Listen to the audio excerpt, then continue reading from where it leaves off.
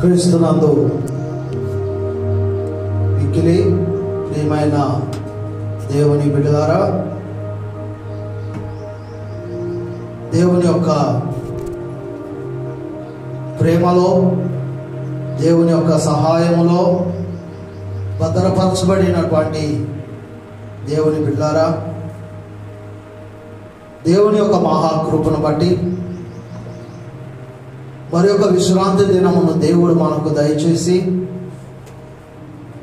దేవుని ఆరాధించుటకును ఘనపరచుటకును తన కృపను అనుగ్రహించిన సర్వశక్తిమంతుడైన దేవునికి వందనాలు చెల్లిస్తున్నాను. ఈ రోజున ఆరాధనలో పాల్గొని ఆరాధనను జరిగిస్తూ దేవుని యొక్క వాక్యము వినుచున్నటువంటి దేవుని బిడ్డలందరినీ కూడా దేవుని వాక్యములోనికి ఆహ్వానిస్తున్నాను.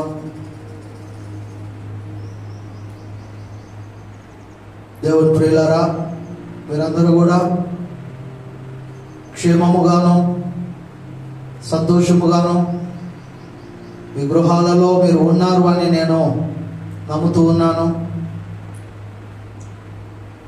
ప్రస్తుత పరిస్థితులు నేటి సమాజంలో మన ఊహకు అందని పరిస్థితులు చోటు చేసుకుంటూ ఉన్నాయి. ఏ సమయంలో ఎప్పుడు ఏమి జరుగుతుందో మనము ఊహించడానికి కూడా అర్థము కాని పరిస్థితిలో మనం ఉన్నాం. దేవుని బిడ్డలారా, ఈ వారములో జరిగినటువంటి వైజాగ్ సంఘటనే మనకు ఒక ఉదాహరణ. ప్రశాంతమైన వాతావరణములో జీవన విధానము ప్రశాంతముగా నిద్రలో ఉండగా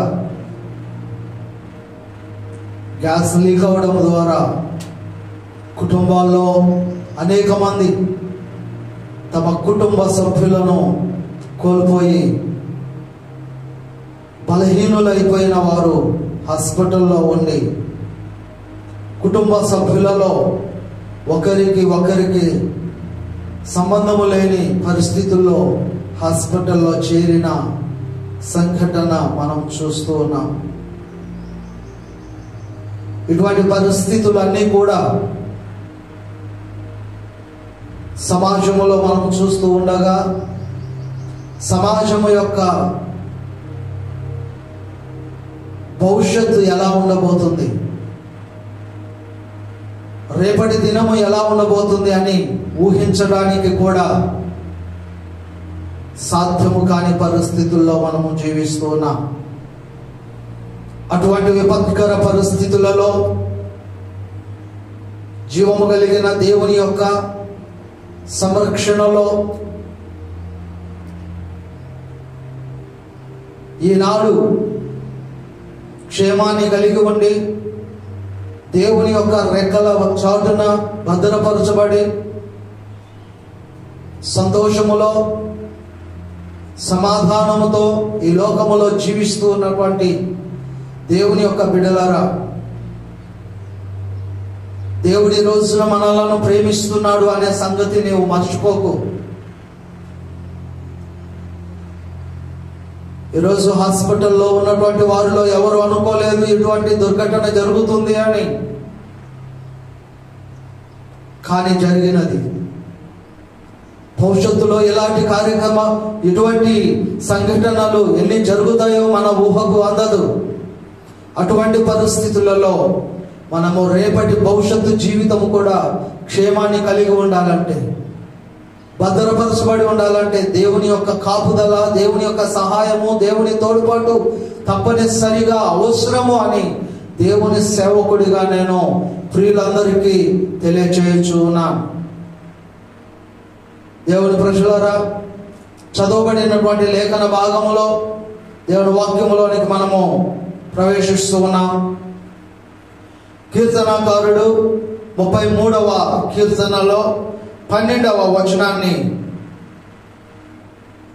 ఏ విధముగా రాసి ఉంచాడో మనం చదువుకుందాం.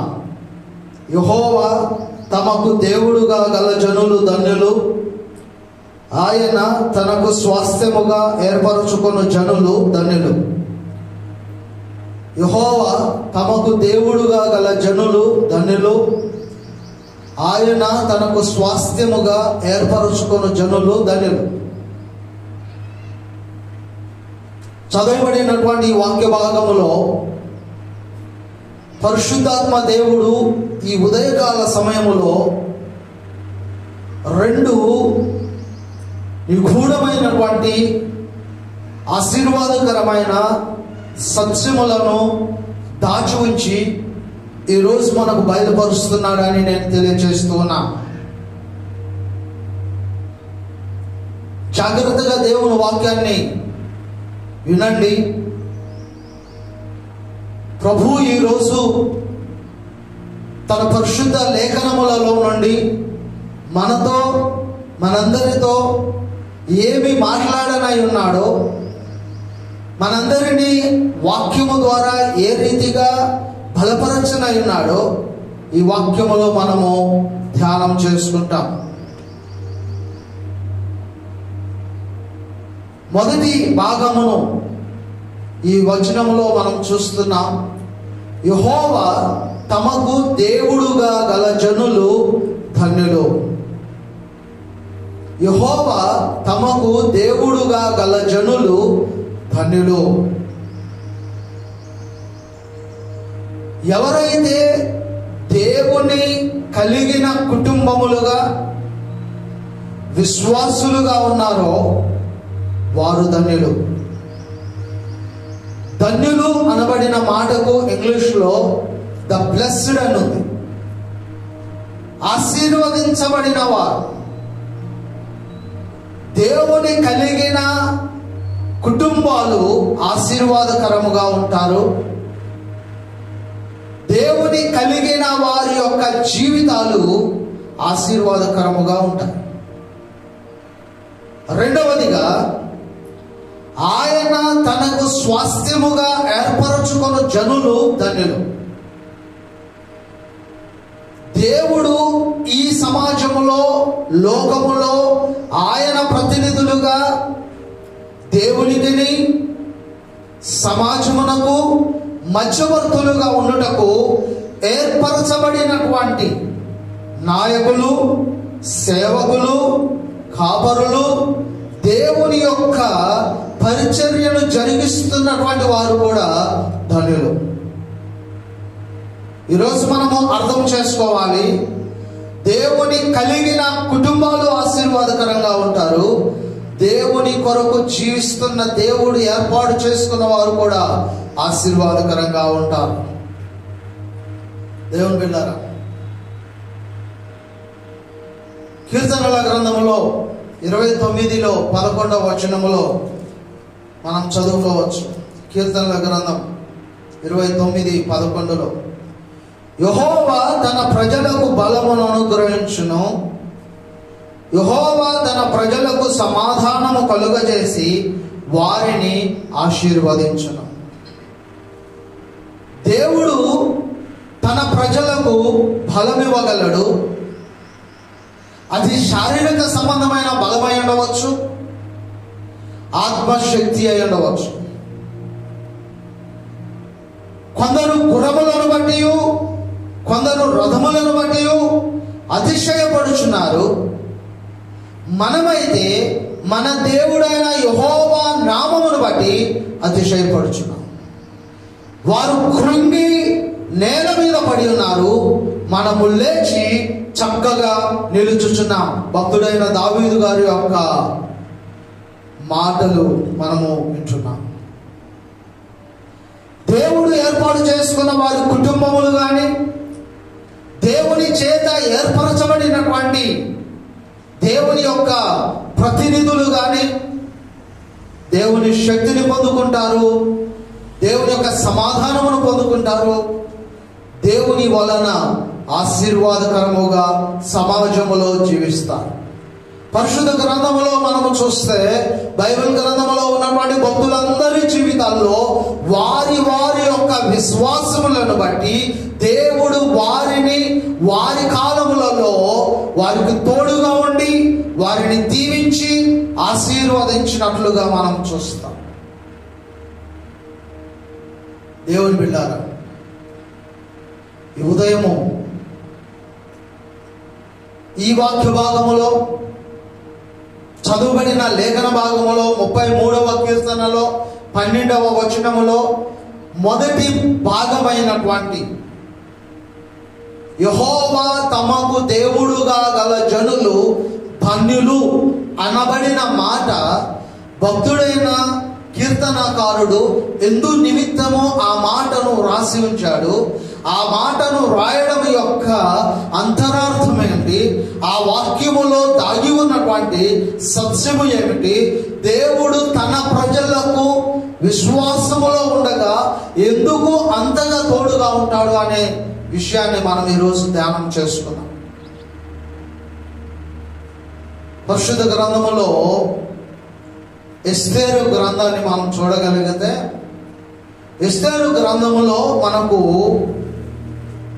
భక్తుడైనటువంటి యూదుడైన మొర్దెకై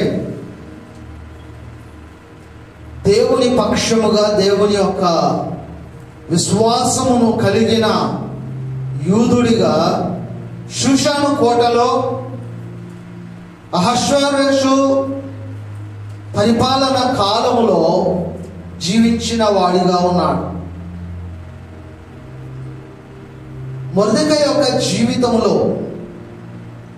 దేవుడు జరిగించిన అద్భుతములు, ఆశ్చర్యకార్యములు కేవలము అతడు దేవునిలో ఉన్నందువలన, దేవుడిని అతడు కలిగి ఉన్నందువలన, అతని జీవితంలో దేవుణ్ణి కలిగి జీవించినందువలన దేవుడు అతనికి ఏ విధమైన జీవితాన్ని సిద్ధపరిచాడో మనము ఎస్తేరు గ్రంథములో జాగ్రత్తగా చూడగలం.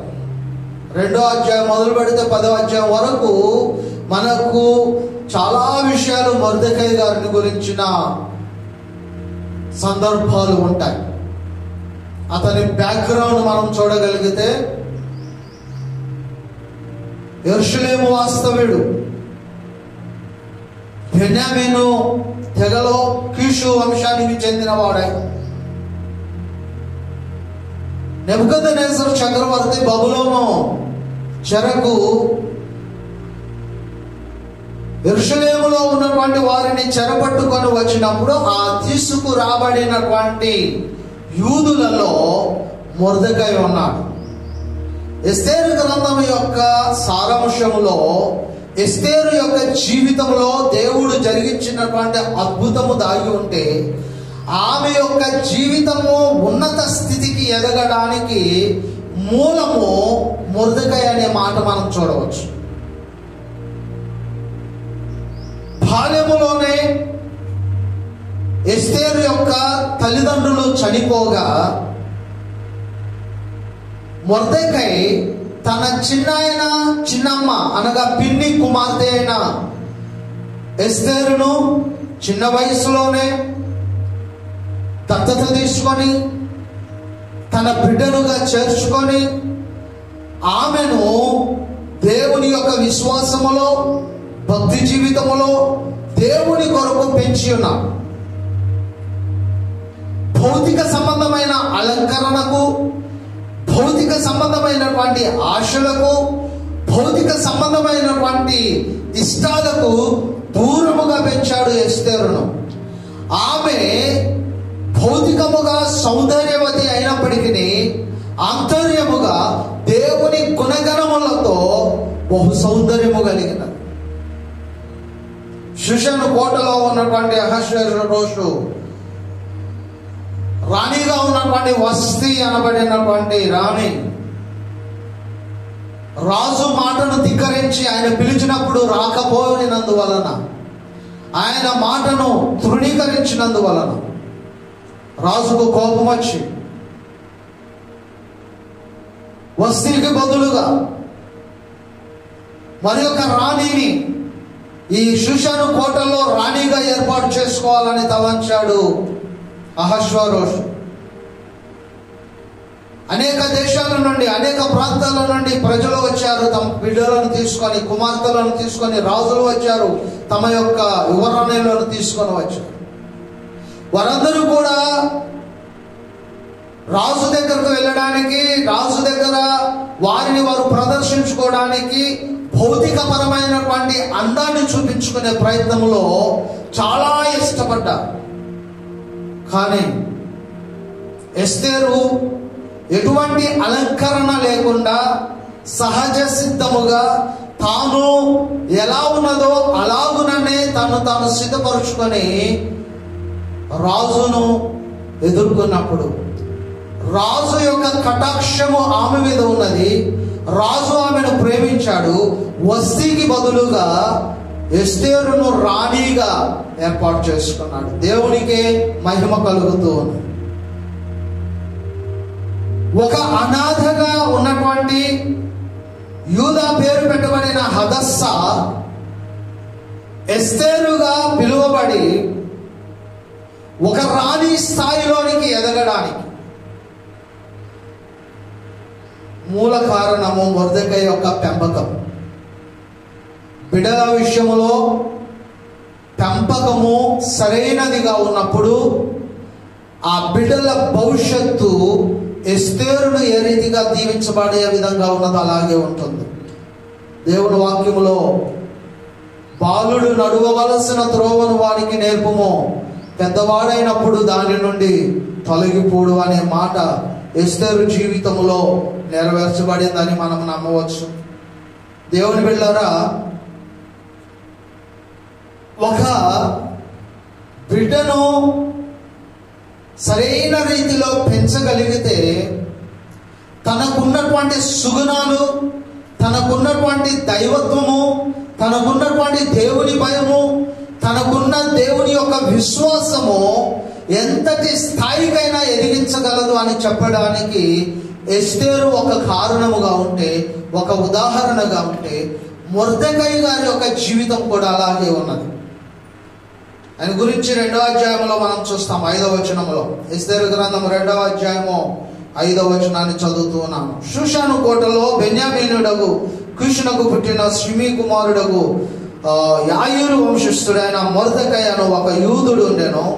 బబులోను రాజైన నెబుకద్నెజరు యూదా రాజైన యెకొన్యాను పట్టుకొని పోయినప్పుడు ఇతడు యెకొన్యాతో కూడా యెరూషలేము నుండి చెరపట్టబడిన వారిలో ఒకడు. ఇతడు చెరపట్టబడిన వారిలో ఒకడు. దేవుని యొక్క విశ్వాసములో పెరిగినటువంటి యూదుడైన మొర్దెకై యెరూషలేములో దేవుని యొక్క విశ్వాసములో ఎలా ఎదిగాడో, తన విశ్వాసమును తనది కాని దేశమునకు వచ్చినప్పుడు అక్కడ కూడా అలాగే విశ్వాసాన్ని కనపరిచాడు.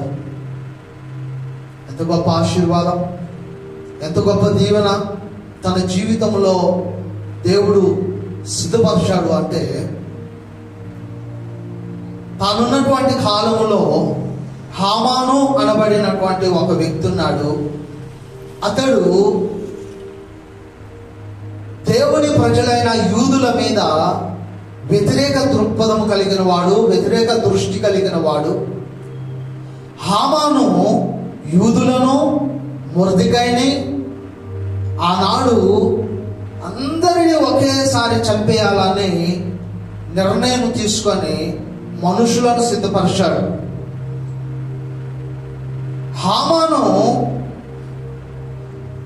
దేవుని ప్రజలను చంపాలనే ఆలోచన రావడమే అతని చెడు ఉద్దేశాన్ని బయలుపరుస్తుంది.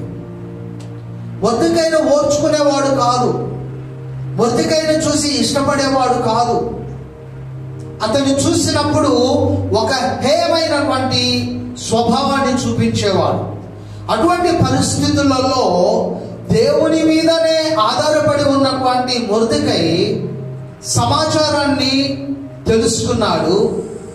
రాణిగా ఉన్నటువంటి ఎస్తేరుకు సమాచారము తెలియపరిచాడు. వారు దేవుని కొరకు ప్రార్థనలో కనిపెట్టారు. ఎస్తేరు కూడా ప్రార్థన చేసినది, ఉపవాస ప్రార్థన చేశారు. మొర్దెకై గోనె పట్ట కట్టుకొని ప్రార్థన చేశాడు. దేవుని సన్నిధిలో ఆయన కన్నీరు కారుస్తూ దేవునికి మొరపెట్టాడు. నా ప్రజలు మరణ కాలము సంభవించిన పరిస్థితులు సంభవించాయి. ఒక చెడు స్వభావం కలిగిన వ్యక్తి ద్వారా యూదులు మరి చంపివేయబడడానికి ప్రణాళిక సిద్ధపడినది. ఎలా వారిని రక్షించుకోవాలి? ప్రభువా, నీవే నా ప్రజలను రక్షించాలి అని అతడు ఎస్తేరు ప్రార్థన చేసినది, మొర్దెకై ప్రార్థన చేశాడు. అద్భుతము జరిగినది. ఏ వ్యక్తి అయితే దుర్బుద్ధితో దురాలోచనతో మొర్దెకై ఎడల యూదా ప్రజల ఎడల చెడు స్వభావం కలిగి ఉన్నాడో తాను తీసిన గోతిలో తానే పడిపోయాడు. హామాను మొర్దెకైని ఉరివేయడానికి 150 ఫీట్ల ఎత్తున ఉరిపోయే సిద్ధపరిచి ఉంచాడు తన ఇంటి దగ్గర. తన చెడు స్వభావాన్ని రాజుకు తెలియపరిచారు. రాజు తెలుసుకొని ఎందుకు అతడు అలాగున చేశాడు, ఆ ఉరిపై మీద అతనినే ఉరి తీయండి అని చెప్పాడు. అతను మొర్దెకై కొరకు సిద్ధపరచిన ఉరి హామానుకే ఉరిగా మారిపోయింది. తన కుటుంబము నాశనం అయిపోయింది. ఎంతో ఆశ్చర్యము ఈ వాక్య భాగము. ఎస్తేరు గ్రంథమును చదువుతూ ఉంటే ఒక అద్భుతమైనటువంటి సందేశం అక్కడ కనబడుతుంది. ఒక ఆదర్శవంతమైనటువంటి విశ్వాస జీవితము అక్కడ కనిపిస్తూ ఉంది. అనేక మందికి స్ఫూర్తిగా దేవునిలో విశ్వాసంలో ఉండే వారికి దేవుడు ఎంత తోడుగా ఉంటాడు అని చెప్పడానికి ఎస్తేరు గ్రంథము ఎంతో ప్రయోజనకరముగా ఉన్నదని దేవుని సేవకుడిగా మీకు తెలియచేస్తూ ఉన్నాను. దేవుని బిడ్డలారా, మొర్దెకై తప్పించబడ్డాడు. అంత మాత్రమే కాదు, మొర్దెకైని ఆ రాజ్యములో అధికారినిగా రాజు నియమించాడు. హామాను చనిపోయాడు. హామాను చనిపోయిన తరువాత అధికారాన్ని మొర్దెకైకి దేవుడిచ్చేశాడు. 8వ అధ్యాయంలో మనం చూడవచ్చు. 8వ అధ్యాయంలో 1వ వచనం 2వ వచనం. ఆ దినమున రాజైన అహష్వేరోషు యూదులకు శత్రువుడైన హామాను ఇంటిని రాణి అయిన ఎస్తేరునకు ఇచ్చెను. ఎస్తేరు మొర్దెకై తనకు ఏమి కావాలనో రాజునకు తెలియజేసిన మీదట అతడు రాజు సన్నిధికి రాగా రాజు హామాను చేతిలో నుండి తీసుకొనిన తన ఉంగరమును మొర్దెకైకి ఇచ్చెను. ఎస్తేరు మొర్దెకైని హామాను ఇంటి మీద అధికారిగా ఉంచెను. 15వ వచనం చదువుతున్నా.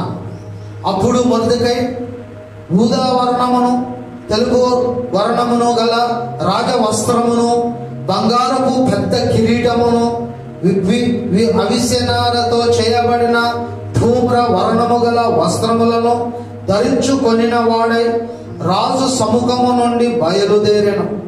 అందు నిమిత్తము షూషాను పట్టణము ఆనందించి సంతోషముందెను. మరియు యూదులకు క్షేమమును ఆనందమును సంతుష్టియు ఘనతయు కలిగెను. దేవుని బిడ్డలారా, దేవుని వాక్యాన్ని చదువుతున్నారా? పరిశుద్ధ గ్రంథాన్ని నాతో కూడా చదువుతూ ఉండండి. దేవుని వాక్యములో పరిశుద్ధాత్మ దేవుడు మన ముందుంచినటువంటి భక్తుని యొక్క జీవితంలో దేవుని యొక్క ఉన్నతమైన ప్రణాళిక ఎంత గొప్పగా ఉన్నదో మనకు చూపిస్తూ ఉన్నాడు. ఒక చెరగా కొనబడినటువంటి వ్యక్తిగా వెళ్ళాడు బబులోను దేశానికి మొర్దెకై. చెరగా వచ్చిన వాడు, బంధించబడిన వాడు దేశానికి అధికారిగా చేయబడ్డాడు. ఏ స్థితి నుండి ఏ స్థితిలోనికి మొర్దెకై ఎదిగాడో చూడండి. మొర్దెకై యొక్క జీవితంలో దేవుణ్ణి కలిగి ఉన్నందువలన, దేవునితో అంటి కట్టుకొని ఉన్నందువలన, దేవుని ప్రణాళికలో అతడు జీవిస్తూ ఉన్నందువలన, విశ్వాసమును కలిగి ఉన్నందువలన, నమ్మకత్వాన్ని కలిగి ఉన్నందువలన, యథార్థమైన జీవితాన్ని కలిగి ఉన్నందువలన, దేవుని యొక్క విశ్వాసము కొరకు తన జీవితాన్ని సమర్పణ చేసుకొని ఉన్నందువలన దేవుడు మొర్దెకై జీవితములో దీన స్థితి నుండి ఉన్నత స్థాయికి ఎదిగించాడు. అవమానించబడిన వాడు అధికారిగా ఎదిగాడు. అది దేవుల్లో ఉన్నటువంటి గొప్పతనం. అది మాత్రమే కాదు, మనకు 9వ అధ్యాయంలో కూడా కనిపిస్తుంది. చూడండి, 9వ అధ్యాయం 3వ వచనములో చదువుతూ ఉన్నాను. మొర్దెకైను గూర్చిన భయము తమకు కలిగినందున సంస్థానముల యొక్క అధిపతులను, అధికారులను, ప్రభువులను, రాజు పని నడిపించువారును యూదులకు సహాయము చేసిరి. మొర్దెకై రాజు యొక్క నగరులో గొప్పవాడైన ఈ మొర్దెకై అనువాడు అంతకంతకు గొప్పవాడుగుట చేత అతని కీర్తి సంస్థానములన్నిటి యందు వ్యాపించెను. దేవుడు ఏం చేశాడు? మొర్దెకైని అంతకంతకు గొప్పవాడిగా చేశాడు. దీన స్థితిలోనే ఉన్నాడు, దయనీయమైన స్థితిలోనే ఉన్నాడు, అవమానములకు గురయ్యాడు, హేళన చేయబడ్డాడు, యూదుడిగా తక్కువ చేయబడ్డాడు. ఎక్కడ తక్కువ చేయబడ్డాడో, ఎక్కడ హేళన చేయబడ్డాడో, ఎక్కడ అవమానకరముగా ఉంచబడ్డాడో అక్కడనే దేవుడు మొర్దెకైని ఉన్నతమైన స్థానంలో ఉంచాడు. ఆమేన్. దేవునికి వందనాలు. దేవునికి మహిమ కలుగును గాక. ఒక వ్యక్తి జీవితంలో దేవుడు తోడుగా ఉంటే, ఒక కుటుంబము దేవుని కలిగి ఉంటే, ఒక వ్యక్తిగత జీవితంలో దేవుణ్ణి ఆశ్రయించి ఉంటే, దేవుణ్ణి కలిగి జీవిస్తూ ఉంటే, వారి జీవితంలో దేవుడు అంతకంతకు అభివృద్ధిలోనికి తీసుకొస్తాడు, వర్ధిల్ల చేస్తాడు, ఆశీర్వాదకరముగా ఉంచుతాడు. మొర్దెకై గురించి చివరిగా మనం ఈ మాట చదువుకుందాం. 10వ అధ్యాయం 3వ వచనంలో చదువుకుందాం. ఎస్తేరు గ్రంథం 10వ అధ్యాయం 3వ వచనాన్ని చదువుతూ ఉన్నాను. యూదుడైన మొర్దెకై రాజైన అహష్వేరోషునకు ప్రధానమంత్రిగా నుండి తన వారందరితో సమాధానముగా మాట్లాడుచు తన జనుల యొక్క క్షేమమును విచారించువాడును, యూదులలో గొప్పవాడునై తన దేశస్థులలో చాలా మందికి ఇష్టుడుగా ఉండెను. తన దేశస్థులలో చాలా మందికి ఇష్టుడుగా ఉండెను. దేవుని పురుషులారా, మొర్దెకై అహష్వేరోషు కాలములో రాజ్యమునకు ప్రధాన మంత్రి స్థాయికి ఎదిగాడండి.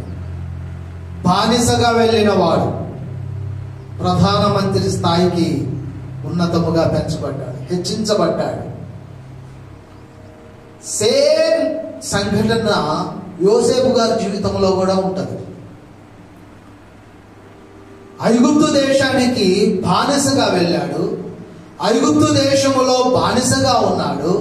ఐగుప్తు దేశములో దేవుడు తనకు తోడుగా ఉన్నందువలన, దేవుని సన్నిధి తనకు తోడుగా ఉన్నందువలన, తన విశ్వాసమును బట్టి, తాను దేవుని కలిగి ఉన్న విధానమును బట్టి, ఏ దేశమునకు బానిసగా అతడు అమ్మివేయబడ్డాడో అదే దేశమునకు అతడు ఒక అధికారిగా నియమించబడ్డాడు. దేవుడే హెచ్చించాడు, దేవుడే ఉన్నత స్థాయికి తీసుకొచ్చాడు. ఎంత గొప్ప విషయం! దేవుని బిడ్డలారా, ఉదయకాల సమయంలో మీరు ఆలోచించండి. దేవుడు తన ప్రజలకు తోడుగా ఉంటే ఎంత దీవెనకరంగా ఉంటారో, ఎంత ఆశీర్వాదకరంగా ఉంటారో ఈరోజు ఈ వాక్యం మనకు చూపిస్తుంది. యెహోవా తమకు దేవుడుగా గల జనులు ధన్యులు. మనం కూడా దేవుని కలిగి ఉన్నాం, మన కుటుంబంలో దేవుని కలిగి ఉన్నాం, మన జీవితాల్లో దేవుడు కలిగి ఉన్నాం. దేవుని మనం కలిగి ఉన్నాము అని అంటే దేవుని కృపలో మనము క్షేమంగా ఉండడం మాత్రమే కాదు, దేవుడు మనలను ఉన్నతమైన స్థాయికి ఎదిగిస్తాడు. ఇది మన విశ్వాసమై ఉండాలి. మన నమ్మకమై ఉండాలి. మనము కలిగి ఉన్నటువంటి విశ్వాసము యథార్థమైనదైనప్పుడు, దేవుని కృపలో మనకు అది కలిగి ఉన్నప్పుడు, విశ్వాసములో మనము దృఢమైనటువంటి విశ్వాసాన్ని మనము చూపించగలిగినప్పుడు దేవుడు మనలను ఉన్నత స్థాయికి ఎదిగిస్తాడు, మనలను ఉన్నతముగా దీవిస్తాడు, ఆశీర్వాదకరముగా ఉంచుతాడు. దేవుని బిడ్డలుగా నీవు ఈ లోకములో సమాజంలో జీవిస్తున్నావంటే, నీవు జీవించుచున్నటువంటి సమాజములో నీకు వచ్చేటువంటి విపత్తు ఎటువంటిదైనా సరే ఆ విపత్తును నీవు ధైర్యముగా ఎదుర్కోవాలి. కృంగిపోకూడదు, నలిగిపోకూడదు, అధైర్యపడిపోకూడదు. దేవుడు మనతో ఉన్నాడు, దేవుని విశ్వాసములో ఉన్నాము, దేవుని కొరకు మనం ఈ లోకములో జీవిస్తున్నాము అనే నమ్మకాన్ని మనము కలిగి ఉన్నట్లయితే ఈ రోజున విశ్వాసమునకు తగినటువంటి ప్రతిఫలాన్ని దేవుడు నీకు నీ కుటుంబానికి ఇవ్వగలడు అని దేవుని సేవకుడిగా నేను ఈ రోజున మీకు తెలియజేస్తూ ఉన్నాను.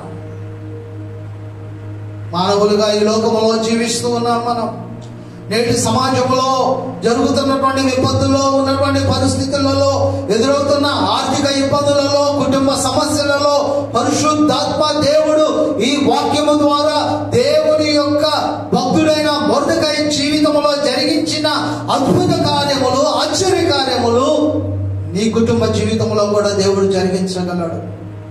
నీవు నమ్మిన ఎడల దేవుని మహిమను చూడగలం. నమ్మడమే మన యొక్క విశ్వాసం.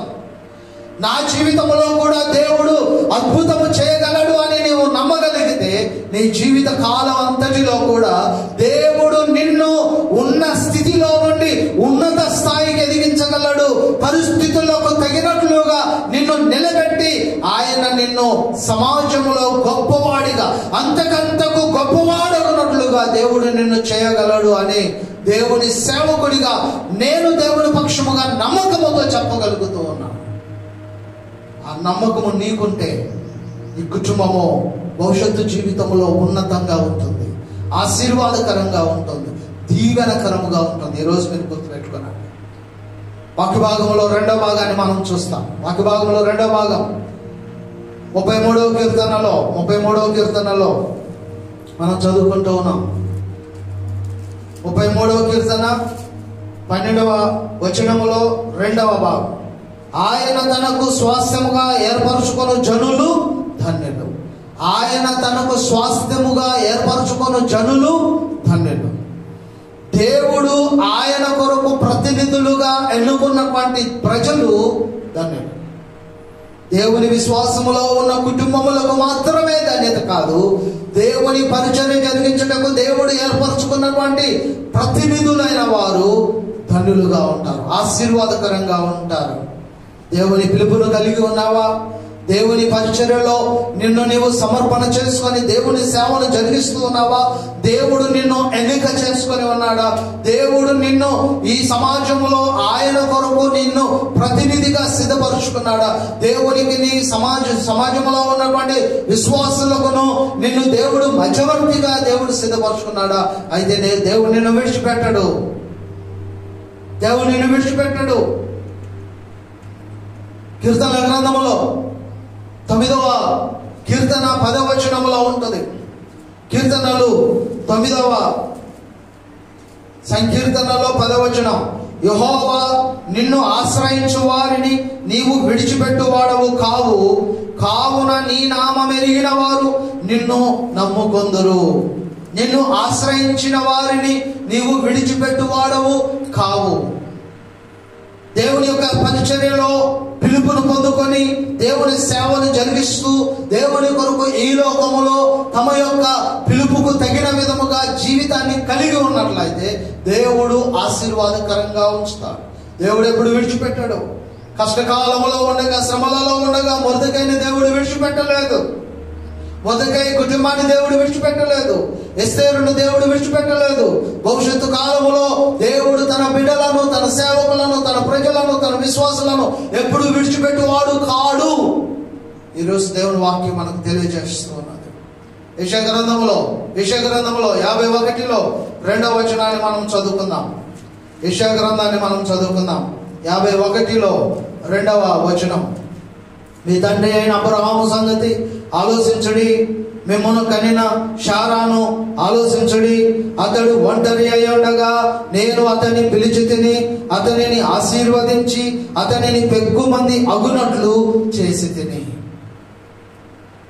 అతడు ఒంటరి అయి ఉండగా నేను అతన్ని పిలిచి తిని అతడు పెక్కుమంది అగునట్లుగా అతనిని ఆశీర్వదించి తిని.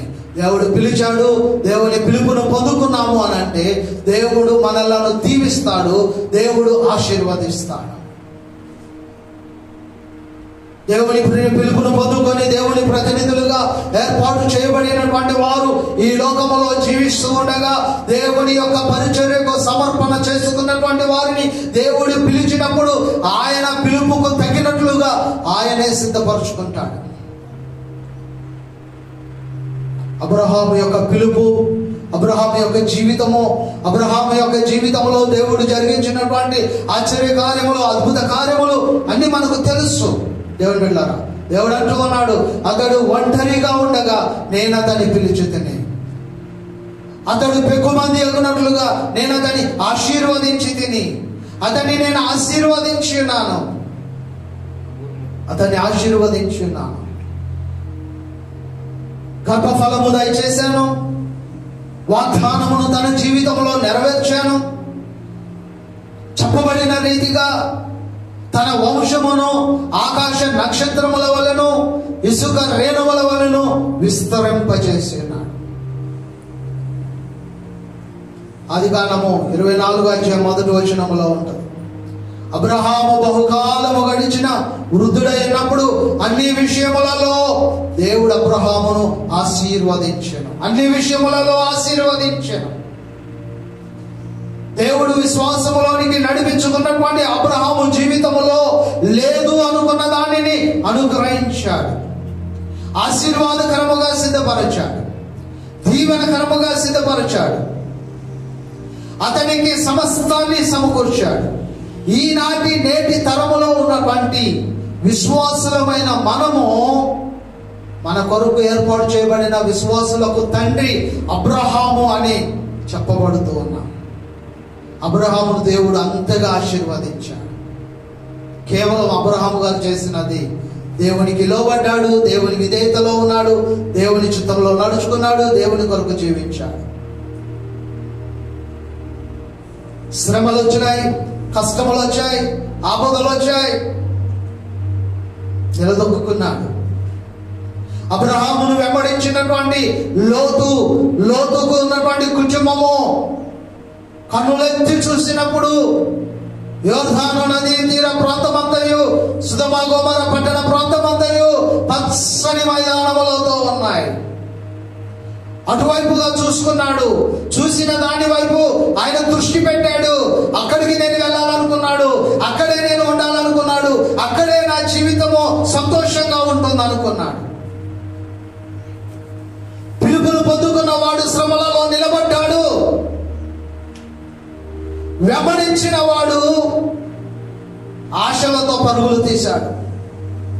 అతడు వెళుతూ తన ఆత్మీయ జీవితాన్ని పోగొట్టుకున్నాడు, దేవుని దూరం చేసుకున్నాడు. సొదొమ గొమొర్రా పట్టణముల యొక్క పాపపు స్థితిలో ఎలా జీవించాడో, ఎలా ఉన్నాడో, ఎలా బ్రతికాడో దేవుని వాక్యం మనకు చూపిస్తుంది. ఆకాశము నుండి అగ్ని గంధకములు దిగి వచ్చినప్పుడు ఆ పట్టణములు కాల్చివేయబడ్డాయి. ఏ ఆశతో వెళ్ళాడో, ఏ ఉద్దేశంతో వెళ్ళాడో, సంపదను దృష్టిలో పెట్టుకొని, బ్రతుకును ఉద్దేశంలో పెట్టుకొని, భవిష్యత్తు జీవితంలో ఎంతో గొప్పగా ఉంటుందని అబ్రహాము కంటే కూడా నేనే బాగుండాలనుకొని తాను సొదొమ గొమొర్రా పట్టణాలకు వెళ్ళాడు. దేవుని బిడ్డలారా, తాను వెళ్ళిన తరువాత అక్కడ పరిస్థితులలో సమస్తాన్ని కోల్పోయి కుటుంబము చిన్నభిన్నమైపోయింది, అస్తవ్యస్తమైపోయినది, భార్య ఉపస్తంభమైపోయినది, ఆయన జీవితము, ఆయన పిల్లలు ఊరిలో నుంచి వెళ్ళిపోయారు. సమస్తమును పట్టణంలోనికి తీసుకొని వెళ్ళాడు. ఒట్టి చేతులతో బయటికి చేరుకున్నాడు. జీవితం, దేవుని బిడ్డలారా, దేవుడు పిలిచిన వారు శ్రమలలో నిలబడగలిగితే అబ్రహామును దీవించినట్లుగా దేవుడు దీవించగలడు. నాకు తెలిసిన దైవజనుడు ఉన్నాడు. తన పరిచర్యలో, తన సేవలో శ్రమలు, కష్టములు, బాధలు, ఇరుకులు, ఇబ్బందులు, పోషణకు కష్టమైనటువంటి దినములు గడిచాయి. శ్రమ రాగానే, కష్టము రాగానే దేవుని విడిచిపెట్టలేదు. దేవుని ఎడల నిరీక్షణ కలిగి ఉన్నాడు, విశ్వాసములో ఉన్నాడు. దేవుని కొరకు తన జీవితాన్ని సిద్ధపరుచుకొని ఆయన శ్రమలను ఎదుర్కొనుటకు నిలబడ్డాడు. తన కష్టకాలంలో దేవుడు తనకు తోడుగా ఉన్నందువలన తన సేవను దీవించాడు, పరిచర్యను దీవించాడు. ఎక్కడ బలహీనుడైపోయాడు, ఎక్కడ ఒంటరివాడైపోయాడు, ఎక్కడ ఏమీ లేనివాడిగా ఉన్నాడు, అక్కడనే దేవుడు అన్ని సమకూర్చాడు. అక్కడనే దేవుడు అతనిని ఆశీర్వాదకరముగా నిలబెట్టి ఉన్నాడు. దేవునికి మహిమ కలుగునగాక. దేవుడు తన యొక్క బిడ్డల జీవితంలో ఆశీర్వాదకరమైన జీవితాన్ని సిద్ధపరచు. ఆయన పిలుపు నీకు ఉన్నట్లయితే అందుకు తగినట్లుగా జీవించాలి. దేవుడు అబ్రహామును పిలిచిన రీతిగానే ఇస్సాకుతో కూడా అంటూ ఉన్నాడు. అబ్రహాము దేవుడును అంటున్నాడు, నీ తండ్రి అయిన దేవుడును అంటూ ఉన్నాడు. ఇస్సాకును కూడా దేవుడు పిలుచుకున్నాడు. దేవుడి పిలుపుకు తగినట్లుగా ఇస్సాకు తన జీవితాన్ని సిద్ధపరచుకున్నాడు, విశ్వాసములో నడుచుకున్నాడు. తనకి ఇవ్వబడిన కుమారుల విషయములో, తనకి ఇవ్వబడినటువంటి కుటుంబం విషయములో, తనకున్నటువంటి విశ్వాస విషయములో నమ్మకముగా ఉన్నాడు, యథార్థముగా ఉన్నాడు, నీతిమంతుడిగా ఉన్నాడు. ఆత్మీయ జీవితాన్ని కాపాడుకొనుచూ ఉన్నాడు. దేవుడు తను ఉన్నటువంటి స్థలములో, తాను వెళ్ళిన ప్రదేశములో ఆశ్చర్యకరముగా దీవించాడు, ఆశీర్వాదకరముగా దీవించాడు. ఆదికాండములో 26వ అధ్యాయములో మనము 12వ వచనం నుండి చూడవచ్చు. ఫిలిస్తీ దేశంలోనికి వెళ్ళినప్పుడు అక్కడ అబ్రహామును దీవించినటువంటి దేవుడు ఈ రోజున మరి ఇస్సాకు జీవితంలో కూడా ఏ విధమైన ఆశీర్వాదాన్ని సిద్ధపరిచాడో మనం 12వ వచనములో చూస్తాం. ఇస్సాకు ఆదేశమందున్న వాడై విత్తనము వేసి ఆ సంవత్సరము 100 ఫలము పొందెను. యెహోవా అతనిని ఆశీర్వదించెను గనుక ఆ మనుషుడు గొప్పవాడాయను. అతడు మిక్కిలి గొప్పవాడగు వరకు క్రమక్రమముగా అభివృద్ధి పొందుచూ వచ్చాను. అతడు మిక్కిలి గొప్పవాడగు వరకు క్రమక్రమముగా అభివృద్ధి పొందుచూ వచ్చాను. అబ్రహామును దీవించిన దేవుడే తన కుమారుడైన ఇస్సాకును కూడా దేవుడు దీవించాడు. అబ్రహాము విశ్వాసములకు తండ్రిగా ఉన్నాడు. అబ్రహాము విశ్వాసమును కాపాడుకున్నాడు. అయితే ఈ రోజున తన కుమారుడైనటువంటి ఇస్సాకు కూడా విశ్వాసమును కాపాడుకున్నాడు, విశ్వాసమును కలిగి ఉన్నాడు, విశ్వాసములోనే జీవించాడు. అబ్రహాము తండ్రి ఎలా జీవించి ఉన్నాడో కుమారుడైనటువంటి ఇస్సాకు కూడా అలాగే జీవించాడు. కాబట్టి తన విశ్వాసమునకు తగిన రీతిగా దేవుడు ఆశీర్వదించాడు. ఎందుకు ఆశీర్వదించాడంటే అతడు 100 ఫలము ఫలించినట్లుగా ఆశీర్వదించాడు. అతడు జీవిత కాలంలో తను చేయించినటువంటి పనులలో అతని యొక్క చేతి పనిని దేవుడు దీవించాడు. క్రమక్రమముగా గొప్పవాడయ్యాడు, అభివృద్ధి పొందుతూ వచ్చాడు. ఎంత గొప్పవాడయ్యాడంటే ఫిలిస్తీయులు అతన్ని చూచినప్పుడు అతని మీద అసూయపడే అంతగా దేవుడు అతన్ని దీవించాడు. ఫిలిస్తీయులు అసూయపడేంతగా ఇస్సాకును దేవుడు దీవించాడు. కారణం ఏంటంటే దేవునిలో ఉన్నాడు ఇస్సాకు, దేవుని విశ్వాసంలో ఉన్నాడు ఇస్సాకు, దేవుని కలిగిన వాడిగా ఉన్నాడు ఇస్సాకు, దేవుని పిలుపును పొందుకున్న వాడిగా ఉన్నాడు ఇస్సాకు. తండ్రి అయిన అబ్రహామును దేవుడు విడిచిపెట్టలేదు, కుమారుడైన ఇస్సాకును దేవుడు విడిచిపెట్టలేదు. కారణం ఏంటంటే ఎవరి విశ్వాసమును వారు అభివృద్ధిలోనికి తెచ్చుకున్నారు, ఆత్మీయమైన ఎదుగుదల కలిగి ఉన్నారు, వారి కాలములో విశ్వాసమును కలిగి జీవించారు. అందువల్ల దేవుడు ఆశీర్వదించాడు, దీవించాడు. భక్తుడైన కీర్తనకారుడు రాస్తాడు. 37వ కీర్తనలో మనం చూడవచ్చు. కీర్తన గ్రంథం 37లో మనం చూడగలిగితే 25వ వచనాన్ని మనం చదువుకుందాం. 25వ వచనములో 37వ కీర్తన 25వ వచనాన్ని చదువుతూ ఉన్నాం. నేను చిన్నవాడనై ఇంటిని, ఇప్పుడు ముసలివాడనై ఉన్నాను. అయినను నీతిమంతులు విడువబడుడు గాని వారి సంతానము భిక్షమెత్తుడు గాని నేను చూచి ఉండలేదు. అయినను నీతిమంతులు విడువబడుట గాని వారి సంతానము భిక్షమెత్తుడు గాని నేను చూచి ఉండలేదు. దావీదు మహారాజు గారు రాస్తూ చెప్తున్నాడు ఈ మాట. చిన్నప్పుడు నేను దేవుని యొక్క విశ్వాసమును కలిగి జీవించాను. చిన్నప్పటి నుండి నా బాల్యము నుండి నేను చూస్తున్నాను. దేవుని చేత ఏర్పరచబడిన వారు, దేవుని కొరకు ఈ లోకములో జీవించిన వారు, దేవుడు ఏర్పాటు చేసుకొని ఆయన పరిచర్యలో నిలబెట్టుకున్నటువంటి వారిని దేవుడు విడిచిపెట్టలేదు. ఆయన ఆశ్రయించిన వారిని విడిచిపెట్టలేదు. ఆయనను ఎన్నుకున్నటువంటి వారిని ఆయన విడిచిపెట్టలేదు. వారి సంతానమును విడిచిపెట్టలేదు. వారు భిక్షమెత్తుట నేను చూడలేదు. వారు విడువబడుట గాని, వారి సంతానము భిక్షమెత్తుట గాని, నా వృద్ధాప్యము వచ్చేంత వరకు కూడా నేను చూడలేదు. దేవుని యొక్క భక్తి జీవితంలో అబ్రహాము గారు ఎంత గొప్ప జీవితాన్ని కలిగి ఉన్నాడు. ఇస్సాకు యొక్క జీవితంలో దేవుడు ఇస్సాకుని ఎంత గొప్ప ఆశీర్వాదాన్ని కలిగి ఉన్నాడు. ఈ రోజున దావీదు గారు అనుభవము ద్వారా తెలియజేస్తూ ఉన్నాడు. అనుభవముతో దావీదు గారు చెప్పినటువంటి మాట, నా జీవితములో బాల్యము నుండి ఇప్పటి వరకు నీతిమంతులు విడువబడుట నేను చూడలేదు. వారి సంతానము భిక్షమెత్తుట నేను చూడలేదు. కారణం ఏంటంటే దేవుడు వారిని ఏర్పాటు చేసుకున్నాడు. దేవుడు వారిని సిద్ధపరుచుకున్నాడు. దేవుడు వారిని పరిచర్యలకు నియమించుకున్నాడు. దేవుడు వారిని ఉన్నతమైన స్థానంలో ఎదిగించుట కొరకు ఆయన సేవను జరిగించాడు. క్రీస్తునందు ప్రియమైన దేవుని బిడ్డలారా, ఈ ఉదయకాల సమయంలో నీవైనా నేనైనా మనమందరం కూడా గుర్తుపెట్టుకోవాల్సిన సత్యం ఏమిటంటే, దేవుని కలిగి ఉన్నాము అని అంటే మనం నిజముగా ధన్యులం. నిజముగా ధన్యులం. మన కుటుంబాలు ధన్యకరమైనవి, ఆశీర్వాదాలతో నింపబడతాయి. దేవుడు ఎవరి కుటుంబంలో ఉన్నను ఆశీర్వాదకరంగా ఉంటాయి.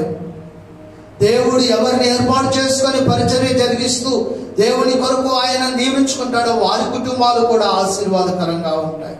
ఎంత మాత్రమును దేవుడు విడిచిపెట్టు వాడు కాదు అని దేవుని యొక్క వాక్య భాగములో మనము చూడగలుగుతున్నాం. చివరిగా ఈ వాక్య భాగాన్ని చదువుకొని మనము ప్రార్థన చేసుకుందాం. యెషయా గ్రంథములో దేవుని ప్రజలు ఎలా ఉంటారో, ఎటువంటి సాక్ష్యము పొందుతారో మనకు దేవుడు తెలియజేస్తూ ఉన్నాడు. యెషయా గ్రంథములో 61వ అధ్యాయములో 9వ వచనములో మనకు తెలియజేస్తూ ఉన్నాడు. జనములలో వారి సంతతి తెలియబడను, జనముల మధ్యను వారి సంతానము ప్రసిద్ధి నందును.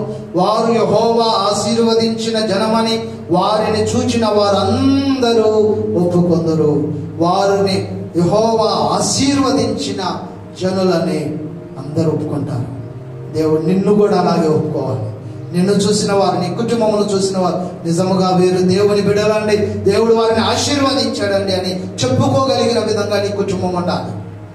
అలాగున ఉండడానికి పరిశుద్ధాత్మ దేవుడు ఈ ఉదయకాల సమయంలో ఒక మంచి కుటుంబ జీవితాలు, ఆశీర్వాదకరమైన కుటుంబ జీవితాలుగా నిన్ను, నీ కుటుంబమును దేవుడు సిద్ధపరచి ఉంచునుగాక.